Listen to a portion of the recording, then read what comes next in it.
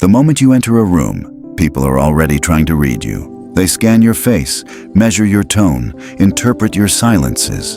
And while they do this unconsciously based on fear, desire, or insecurity, Machiavelli did it with purpose, with surgical intent.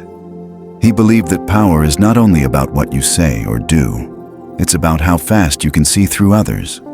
To influence someone, you must understand them. To shield yourself, you must predict them. To lead them, you must read them before they realize they've been seen. Machiavelli knew that the surface is never the truth. Every smile could be a performance. Every handshake a potential deal breaker. Every compliment a subtle probe. So, he crafted strategies, not hunches. 10 psychological strategies designed to read anyone's character, motive, and hidden vulnerability instantly. The first strategy is to watch how they treat the overlooked. Forget how they treat you. That's easy to fake. Instead, observe how they handle someone they think doesn't matter, like the barista at your local coffee shop, the entry-level intern, or the delivery driver. Machiavelli taught that power quietly erodes weak minds. When people feel safe to drop their guard, they reveal exactly how they'll treat you once your value fades. True kindness toward the underdog is a better judge of character than politeness to equals. There's no reward for pretending. The second strategy is to go quiet and watch their guard slip. Insecurity thrives on noise. People fill silences not because they love talking, but because they fear being exposed without distraction. To read someone fast, speak less than they do. Stay silent. Let the pause linger. Make your quiet more powerful than their words. Soon, they'll overshare, trying to impress you, leaking their fears, revealing their real intentions. Silence isn't empty. It's a tool of pressure. Under that pressure, people say what they never meant to. The third strategy is to offer them nothing and see how they react. This is one of Machiavelli's harshest moves. Give no approval, no warmth, no favors. Just your neutral presence, detached and unreadable. Why? Because people always treat you based on what they can get from you. When you withhold everything, their true nature emerges. Do they turn cold? Their friendliness was only for gain. Do they try harder? They're insecure and desperate for validation. Do they stay even? They have strong self-control and might be dangerous.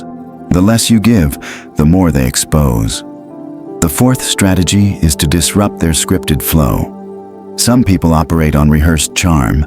They've practiced their charisma, vulnerability, and even honesty to control how others see them.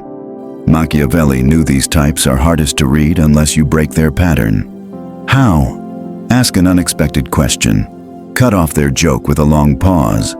Respond to flattery with quiet suspicion. Change the topic just as they're building momentum. When the script fails, they stumble.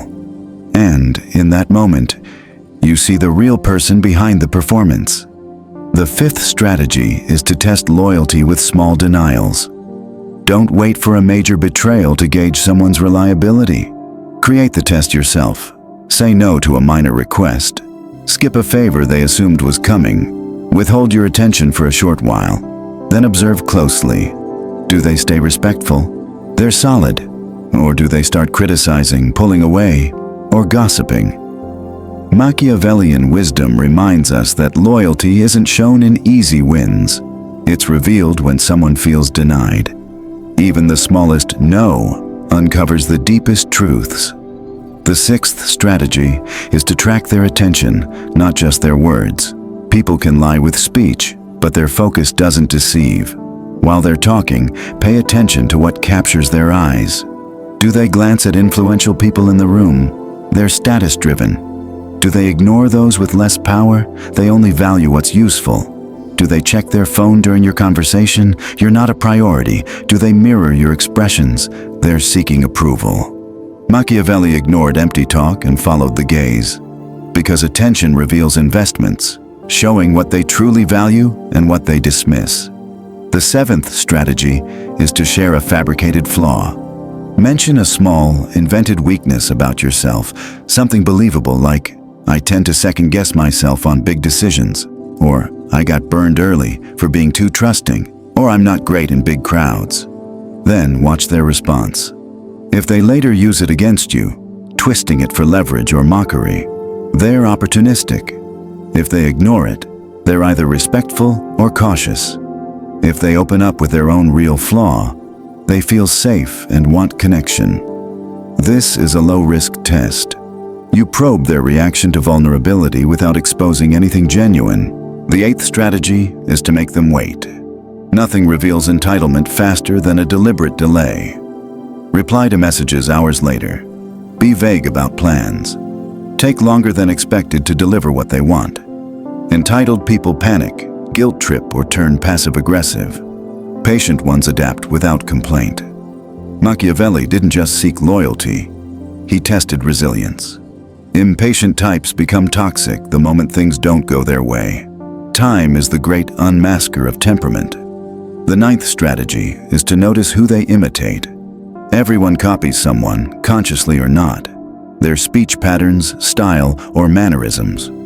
Machiavelli believed you could decode ambition by studying their role model. If they mimic powerful leaders, they crave control. If they echo popular influencers, they seek attention. If they imitate virtuous figures, they want moral superiority. The person they emulate is the one they aspire to be. Spot the mirror, and you understand their deepest drive. The 10th strategy is to subtly trigger envy and watch for the flicker. Mention a low-key achievement, like a recent promotion, an exclusive invite, or praise from a respected peer. Then study their face closely. Is the smile too tight? Do they quickly change the subject? Do they downplay your success? That's envy at work. Machiavelli called it the most dangerous signal because it often leads to sabotage. Envy doesn't explode. It simmers quietly. Once you see it, you can't unsee the threat. Now that you've mastered psychological reading, advance to the strategic layer. Machiavelli didn't study traits for curiosity. He mapped people like terrain, turning every flaw, habit, and blind spot into leverage for influence or defense. A hidden weakness becomes your fulcrum. Once you spot what's concealed, you don't just gain knowledge, you seize control. Not for destruction or crude manipulation, but for subtle guidance. If they fear rejection, a calculated distance pulls them closer. If they crave praise, mild withdrawal makes them pursue your approval. If they need control, unpredictability disarms them. And for the truly dangerous, those hiding threats behind smiles, you know precisely where to counter or let them self-destruct. This elevates reading from observation to calculated strategy.